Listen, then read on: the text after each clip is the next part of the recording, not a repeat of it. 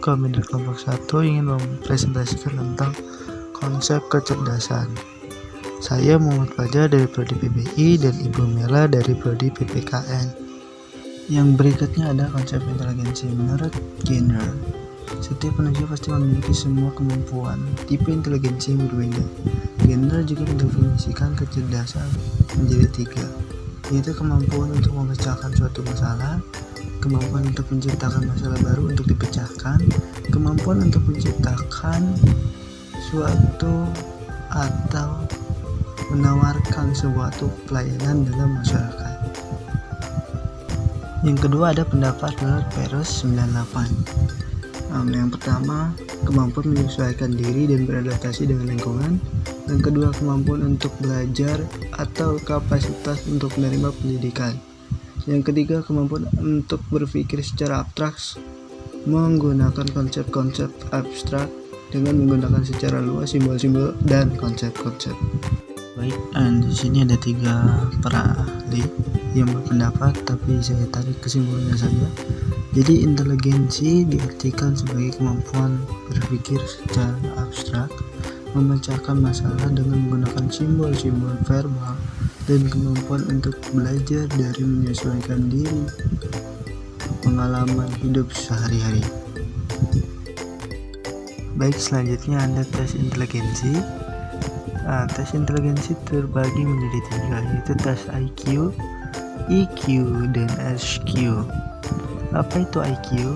IQ adalah tes yang memungkinkan kita bisa mengetahui tingkat kecerdasan seseorang atau diri sendiri.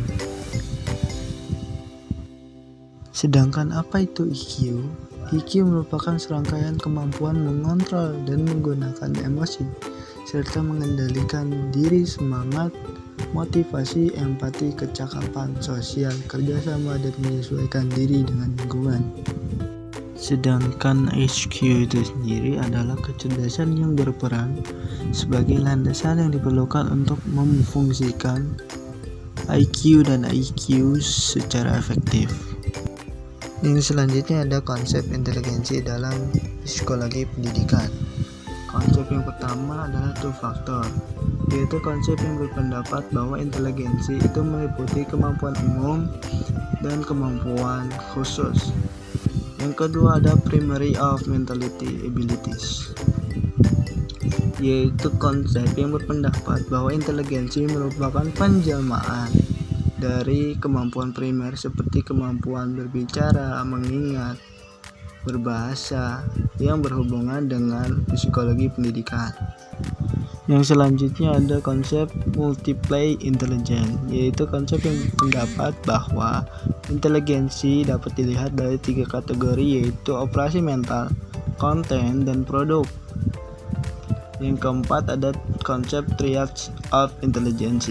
Konsep ini merupakan konsep pendekatan untuk mendeskripsikan 3 bagian, yaitu mental, proses berpikir, mengatasi pengalaman atau masalah baru, dan penyesuaian terhadap masalah yang dihadapi. Yang terakhir ada konsep pengaruh bawaan, yaitu konsep yang menunjukkan bahwa individu yang berasal dari keluarga yang memiliki IQ tinggi biasanya berkolerasi atau berpengaruh terhadap psikologi pendidikan individu tersebut. Baik, selanjutnya akan dilanjutkan oleh teman saya, Ibu Mela, dipersilahkan. Baik, terima kasih Fajar. Baik, selanjutnya saya akan mulai menjelaskan tentang teori kecerdasan majemuk, yang disebut juga sebagai multiple intelligence, yang dikembangkan oleh Howard Gardner dengan mendefinisikan inteligensi sebagai kemampuan untuk memecahkan persoalan dan menghasilkan solusi dalam situasi yang nyata. Gardner menemukan 8 macam inteligensi, yaitu kinestetik, interpersonal, verbal linguistik, logika matematis, naturalis, intrapersonal, visual spasial, dan musikal. Menurut Gardner, setiap manusia memiliki semua kemampuan tipe inteligensi yang berbeda. Sebagai akibatnya, kita memilih untuk mempelajari dan memproses informasi dengan berbagai macam cara, di mana manusia akan berusaha belajar dengan baik ketika mereka dapat melakukan pengaplikasian berbagai tipe inteligensi sesuai kemampuannya masing-masing. Teori triarkis dikembangkan oleh Steinberg tahun 1931, di mana ada 3 pengelompokan. Intelijensi, yang disebut teori triarkis yang terdiri dari konseptual, kreatif, dan kontekstual. Steinberg menyatakan bahwa anak-anak yang memiliki pola triarkis akan terlihat berbeda di sekolah. Para siswa yang tinggi dalam kemampuan analitik akan menyukai sekolah yang konvensional.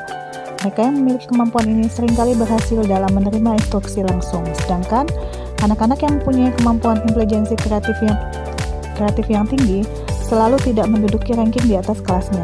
Meskipun demikian, banyak anak-anak yang lain berhasil dengan baik di bidang di luar tuntutan di dalam kelas. Mereka unggul dalam keterampilan sosial dan memiliki akal sehat yang baik. Jenis kecerdasan. Yang pertama, kecerdasan kinestetik adalah kemampuan dalam menggunakan tubuh secara terampil untuk mengungkapkan ide, pemikiran, dan perasaan. Kecerdasan ini meliputi keterampilan fisik dalam bidang koordinasi, keseimbangan, daya tahan, kekuatan, kelenturan, dan kecepatan.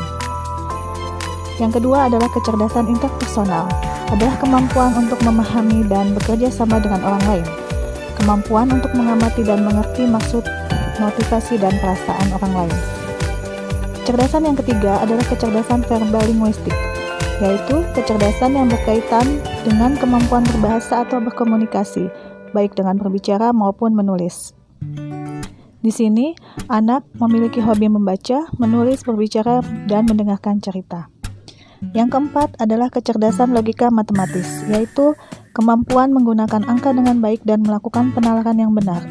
Kecerdasan ini meliputi kepekaan pada pola dan hubungan logis, pernyataan, dan dalil, fungsi logis, dan abstraksi lainnya.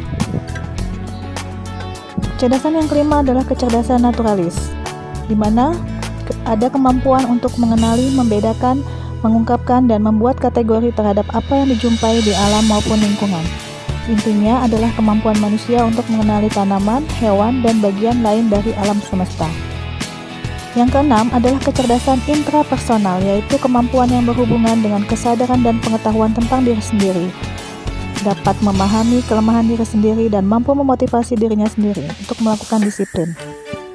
Yang ketujuh adalah kecerdasan visual spasial, yaitu kemampuan untuk melihat dan mengamati dunia visual dan spasial secara akurat dan cermat. Selanjutnya yang terakhir adalah kecerdasan musikal, yaitu kemampuan untuk menikmati, mengamati, membedakan, mengarang, membentuk, dan mengekspresikan bentuk musik. Kecerdasan ini meliputi kepekaan terhadap ritme, melodi, dan timbre dari musik yang didengar. Selanjutnya, intelijensi dan fungsi otak. Fungsi otak kiri dan kanan itu adalah berbeda. Otak kiri berfungsi untuk mengatur bahasa, angka, analisa, logika, urutan, hitungan, dan ritual. Di dalam otak kiri, ingatan itu jangka pendek.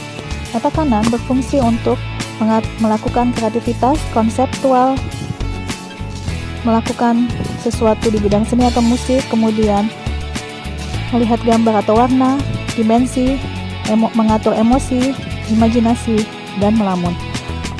Otak kanan memiliki ingatan jangka panjang.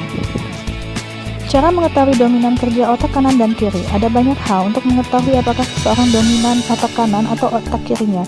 Misalnya, dengan melihat perilaku sehari-hari, cara berpakaian, mengisi kuesioner yang dirancang khusus dengan peralatan, yang bisa mengamati bagian otak mana yang paling aktif. Ada orang yang pandai dalam ilmu pengetahuan tapi tidak pandai bergaul. Sebaliknya, ada orang yang pandai bergaul tapi kurang pandai di sekolahnya. Keadaan semacam ini disebabkan oleh ketidakseimbangan antara otak kanan dan otak kiri. Idealnya, otak kiri dan otak kanan harus seimbang dan semuanya berfungsi secara optimal.